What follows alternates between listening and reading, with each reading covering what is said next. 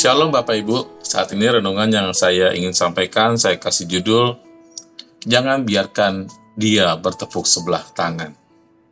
Bapak Ibu, kebanyakan dari kita sudah pernah merasakan jatuh cinta. Bahkan juga dari kita semua, banyak juga yang merasakan ditolak, kita bertepuk sebelah tangan. Atau mungkin juga bisa sebaliknya, kita yang menolak cintanya orang kepada kita, sehingga orang itu bertepuk sebelah tangan. Kali ini, kenapa renungan ini saya kasih judul Jangan Biarkan Dia Bertepuk Sebelah Tangan, artinya dia itu bukan manusia, tetapi Tuhan. Saya akan bacakan kitab ayat firman Tuhan di kitab Maliaki 1, ayat yang kedua. Aku mengasihi kamu, firman Tuhan, tetapi kamu berkata, dengan cara bagaimanakah engkau mengasihi kami? Ini adalah firman kepada bangsa Israel. Tetapi bangsa Israel menjawab, bagaimana caranya Tuhan mengasihi kami? Artinya firman ini juga kepada kita. Tuhan menyatakan cintanya kepada kita. Tetapi Bapak Ibu, jangan pernah kita bertanya kepada Tuhan, bagaimana caranya Tuhan mengasihi saya? Sedangkan hidup saya seperti ini. Saya mengalami kesakitan, saya mengalami kesusahan ekonomi, saya mengalami kekecewaan, saya mengalami sakit hati. Kalau itu parameternya kita menentukan kasih Tuhan kepada kita, maka kita tidak akan bisa memahami kasih Tuhan. Karena memahami kasih Tuhan tidak sebatas sepengetahuan kita. Oh, kita tahu kalau Tuhan mengasihi kita itu taunya kalau hidup kita sejahtera. Kita taunya kalau Tuhan mengasihi kita itu kalau kita nggak mengalami sakit hati. Kita taunya kalau kita mengalami kasih Tuhan itu kita tidak mengalami kedukaan. Kita taunya kalau kita mengalami kasih Tuhan itu kalau kita hidup selalu dalam kecukupan. Bukan itu.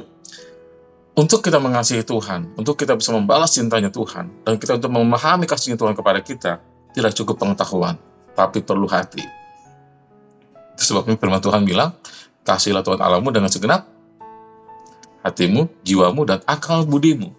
Jadi tidak cukup dengan pengetahuan kita tentang Tuhan, dan baru kita tahu bahwa Tuhan mengasihi kita. Itu nggak akan pernah cukup.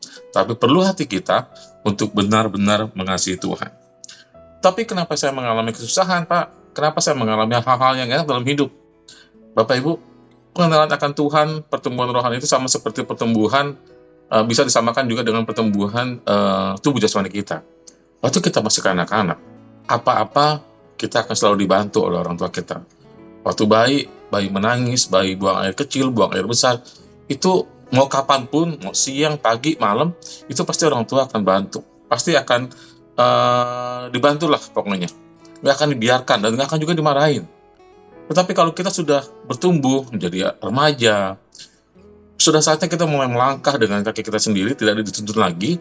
Kita berjalan, kita bisa melakukan beberapa hal yang menjadi tanggung jawab diri sendiri, itu kita bisa lakukan sendiri. Tetapi kita tetap dalam penyertaan Tuhan. Artinya penyertaan Tuhan itu disesuaikan dengan kondisi kita. Oh, waktu kita masih bayi seperti apa? Waktu kita sudah bisa berjalan sendiri, kita sudah jadi remaja, kita sudah jadi pemuda, kita sudah jadi pemudi, kita sudah mulai beranjak dewasa, jadi orang tua. Maka penyertaan Tuhan yang juga akan tidak sama waktu kita menjadi bayi rohani, gitu. Artinya ada proses di situ. Ada proses di situ di mana kita harus belajar mengenal Tuhan lebih dalam lagi dari sikap hidup kita, dari hati kita. Sekali lagi, Bapak Ibu, jangan biarkan dia bertepuk sebelah tangan. Mari kita balas cintanya Tuhan dengan hati kita. Tidak cukup dengan pengetahuan kita. Mari kita berdoa. Bapa dalam surga, Tuhan Yesus Roh Kudus, terima kasih untuk kebaikan-Mu. Terima kasih buat cinta-Mu bagi kami, Tuhan. Kami tidak akan membiarkan Engkau bertepuk sebelah tangan. Darah-Mu yang mahal sudah menebus kami. Tuhan, ajar kami, sadarkan kami, Tuhan, untuk mengenal Engkau lebih dalam lagi. Tidak cukup dengan pengetahuan kami, tapi juga dengan hati kami, dengan jiwa kami kepadamu, ya Allah. Biarlah kiranya hidup kami berkenan kepadamu, Tuhan. Kami ingin membalas cinta kasih-Mu bagi kami. Dalam nama Tuhan Yesus Kristus kami berdoa. Amin. Shalom, Tuhan Yesus memberkati kita semua.